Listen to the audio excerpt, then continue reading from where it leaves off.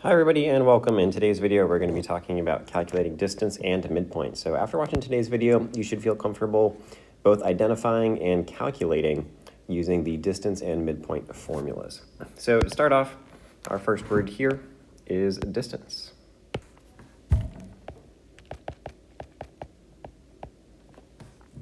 And the distance is the length of a segment defined between two endpoints. So this is just taking from the start until the end, and you're essentially just putting a ruler on top of it to see how long is this going for. So if we had just from here to here, we started at x1 and we ended at x2. What we would just look for is, like I said, just put the ruler on top and see how long from side to side it is. So for example, if this was just 10, that would be the distance. It would just be 10 units from x1 to x2. So what we'll notice about distance, though, is that it's always going to be positive. So you never have a negative distance.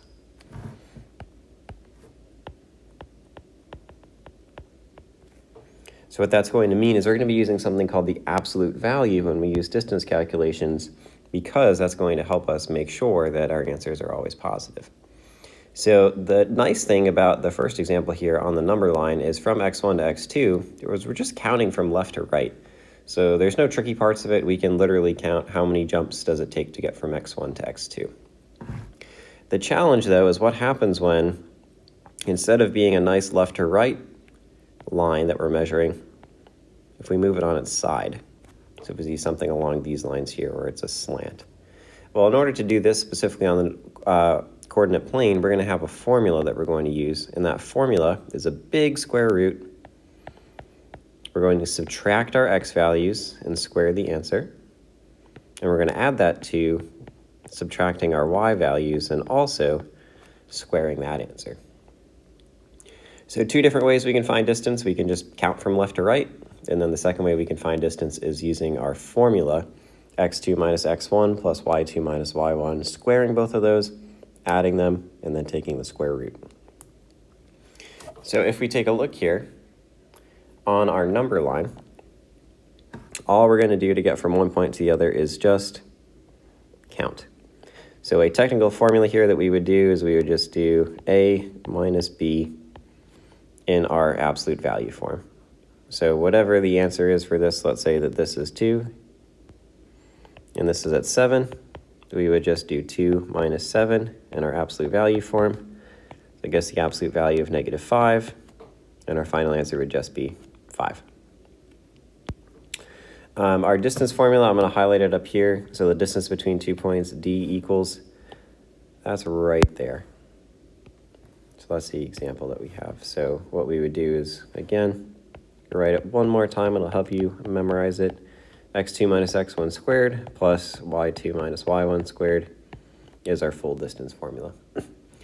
So the challenge with this is there's a lot of steps that we need to work through, and the best way to do that is just to practice. So we're going to have a few examples, and then, as always, I'm going to have you submit your answers to some of those examples in Canvas for credit. So starting off, finding the distance, the first thing that you need to do is identify x2, x1, and y2, and y1. Order does matter here, so we have to make sure that when we're identifying, x2, we're putting x1, y2 next to it, and when we're identifying x1, that we have y1 next to it, and we're labeling our points. So x is always first, y is always second, x is always first, y is always second, and we just want to make sure that these little subscripts here, the 1s and the 2s, for ordered pairs, they have to match. They have to be the same. So what we're going to do here is take our nice big formula and essentially use this as a template to fill in the blanks. So I'm going to write x2 and x1 really small and y2 and y1 really small, because we have to make sure that we're plugging them into the right spots. So our x's go together. So those two are the x's there. So x2 is 5, x1 is 1, And then we're also going to put our y's together here. So we have our y here and our y here. So we're going to have y2 is 4 and y1 is 7. So that's the key for today. The new concept is plugging in x2 and x1 and y2 and y1. From there, the rest of this solving is a little bit of review of the order of operations. So we always want to take care of the inside of our parentheses first. So we'll do 5 minus 1, which will get us 4. The second thing that we're going to do here is look at 4 minus 7, which gets us negative 3. And that's all we did to start. So we just took care of the inside of these parentheses. The next step in PEMDAS, we go from parentheses to exponents. So we'll start off with evaluating each of these being squared. So 4 squared is 4 times 4, which is 16. And negative 3 squared, be careful with this one. A negative times a negative actually does give you a positive answer. So negative 3 squared does get us positive 9. So that is our next step there. So from here, we have to finish evaluating inside of the parentheses. So 16 plus 9 gets us the square root of 25. And then we can punch in the square root of 25 into our calculator to get an answer of 5. So the distance between these 2 points is equal to 5. That is our distance. So taking a look through now, what we have to do for our second question is actually the exact same thing. So following the same steps that we just did, we first want to identify x1 and x2, and then move forward with y1 and y2. So I'm going to ask us a question here. I'm going to say, if x1 is 5, what is y1? And second, if we have x2 is 10, what is y2? Okay, so what we can see is right next to x1, we have y1. So y1 must be 8. And right next to x2, we have y2. So y2 must be 20. So we can now take these things and plug them into our formula. And again, the first 2 times you do this, I would recommend just writing little small letters underneath. That way you don't forget what you're plugging in. And make sure you're subtracting here. So x2 is 10, x1 is 5, and I'm just getting that from here. And then y2 is 20, and y1 is 8. So getting that from there. All right, so I'm going to ask that you finish evaluating this and give a final answer. When you have your final answer, you can enter it into Canvas. So working through this, we would do 10 minus 5 is 5 squared, plus 20 minus 8 is 12 squared.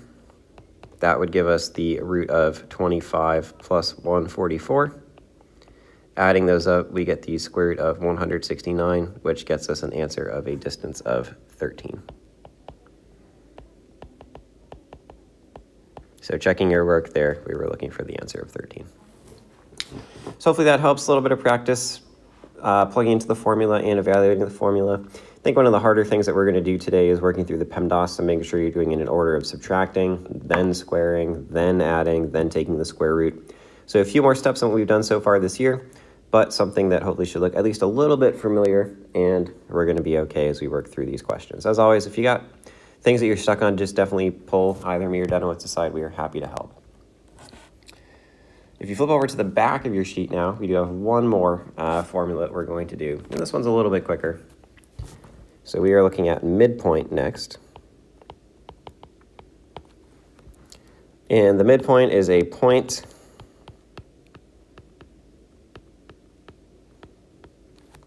halfway between the endpoints of a segment.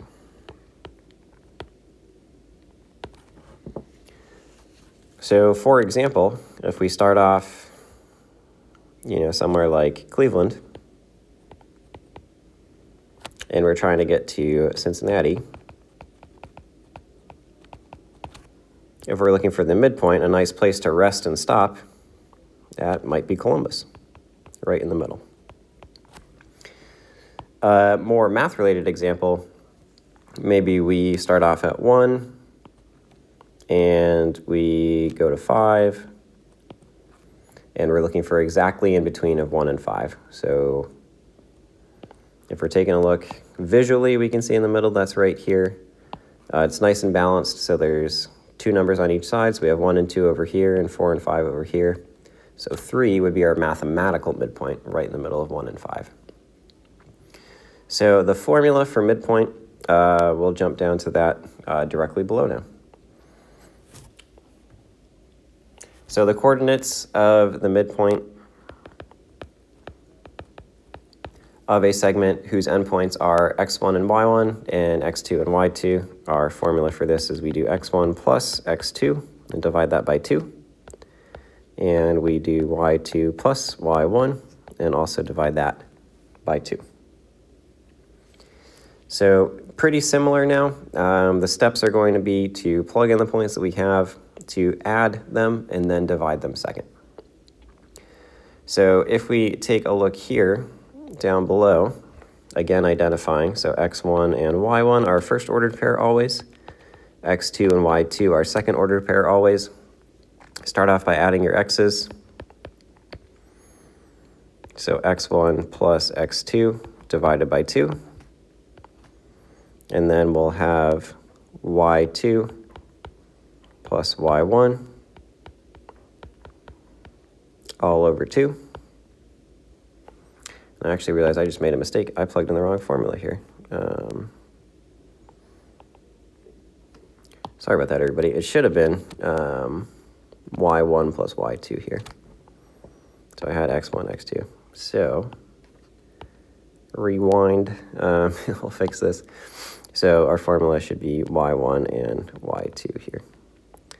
So y1 gives us 7, and then y2 gets us 4. Okay, so again, does really matter. We have to have our first terms first and our second terms second. So x1 and x2 both go here. And then y1 and y2, they're both going to go there. And the order does matter. So if we're taking a look at this, 1 and 7 are the first ones. So 1 and 7 are the first terms. And then our second ordered pair is 5 and 4. So 5 and 4 do have to be the second terms.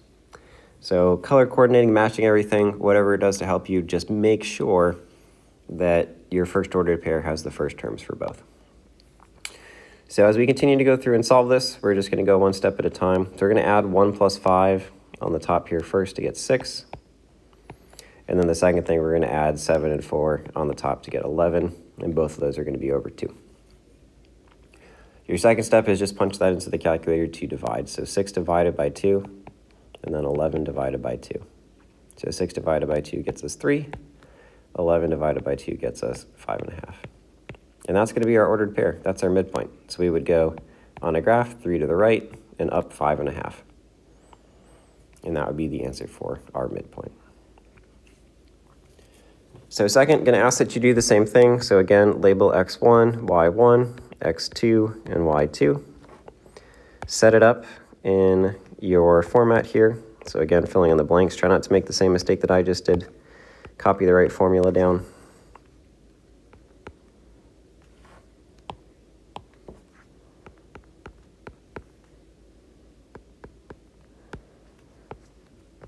And we are just going to trace our values here. So plug in x, plug in y, plug in x, plug in y.